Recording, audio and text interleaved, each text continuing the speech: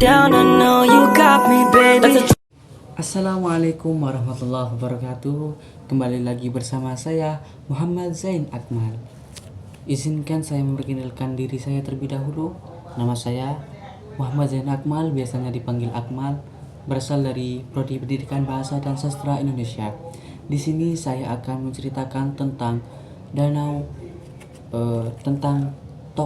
tentang Panji dan mata air ajaib. Diceritakan, di kaki Gunung Kawi, Malang, ada desa yang bernama Bunga Asri. Di sana tinggallah pemuda yang bernama Panji, anak dari seorang petani yang jujur, rajin dan sangat menyayangi alam. Suatu tahun, kemarau datang sangat panjang. Sungai mengering, tanaman layu. Warga pun mulai kehabisan air. Sang kepala desa bercerita bahwa di puncak sebuah bukit tertinggi ada mata air ajaib. Akan tetapi, belum ada yang berhasil mencapainya. Sang Panji pun berucap, "Saya akan mencarinya demi desa kita." Pagi itu ia berangkat membawa satu tongkat, sedikit bekal dan kendi yang kosong.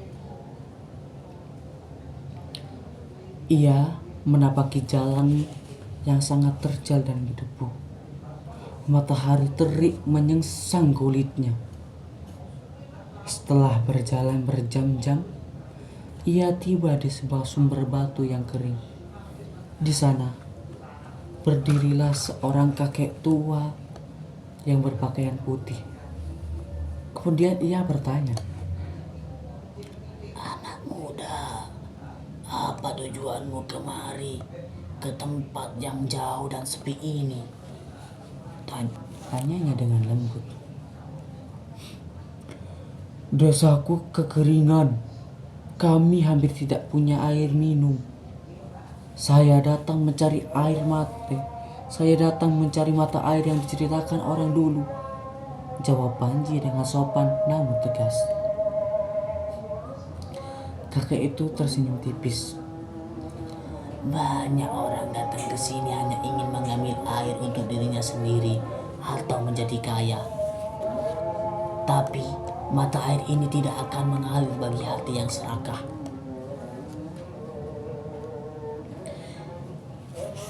Ia lalu menunjuk jalan setapak berbatu yang tajam. "Ada satu ujian sebelum kamu membawa air itu pulang. Di seberang bukit ada kebun tua yang pagar kayunya sudah rapuh.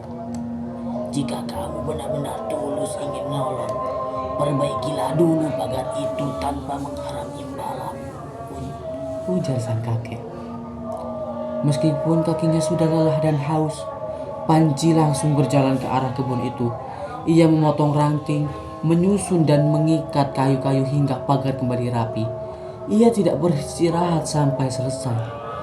Ketika kembali ke sumber air, sang kakek sudah menunggu. "Kamu lulus ujian ketulusan," ujar sang kakek. "Tapi masih ada satu janji yang harus kamu pegang. Selama perjalanan, kamu dilarang meminum air ini sedikit pun, meskipun rasa haus sangat menyiksa." Panji mengangguk tegas, mengisi kendinya dengan penuh, lalu berbalik arah dan pulang. Perjalanan turun bukit terasa lebih berat. Kendinya tersebut terasa makin berat di bawah dan tenggorokannya kering kerontangan. Berkali-kali ia menatap air jernih di dalam kendi itu, namun ia selalu teringat janjinya. Di tengah jalan, ia melihat seekor kelinci yang terpangkat di lubang tanah yang dalam. Hewan itu terlihat sangat lemah karena kehausan. Panji pun berhenti. Ia mengangkat kelinci tersebut keluar, lalu meneteskan sedikit air dari kendi ke mulut kelinci tersebut. Ia tidak memenuhinya sendiri, meskipun ia sangat menginginkannya. Saat kelinci itu melompat pergi, angin berhembus sejuk seolah menyemangati langkahnya. Akhirnya, saat matahari mulai terbenam, Panji sampai kembali ke desanya. Panji berjalan. Di desa tersebut, warga sudah menunggu dengan cemas. Saat air dituangkan ke saluran sungai, sungai itu langsung beraras, jernih dan dingin, menghidupkan kembali ladang dan kebun yang kering.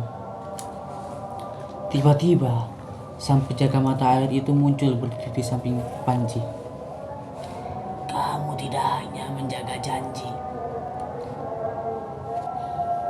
kamu juga tetap peduli pada makhluk lain meskipun sedang kesulitan sendiri. Itulah alasan mata air ini mau mengikuti kamu sampai ke sini. Sejak hari itu, desa Bunga Asri tidak pernah lagi keringan. Dan Panji mengajak semua orang. Kekuatan terbesar bukanlah tenaga dan kekayaan, melainkan ketulusan hati dan kesetiaan pada janji. Mulai dari itu, mereka mulai menjaga lingkungan dan tidak mencemarinya.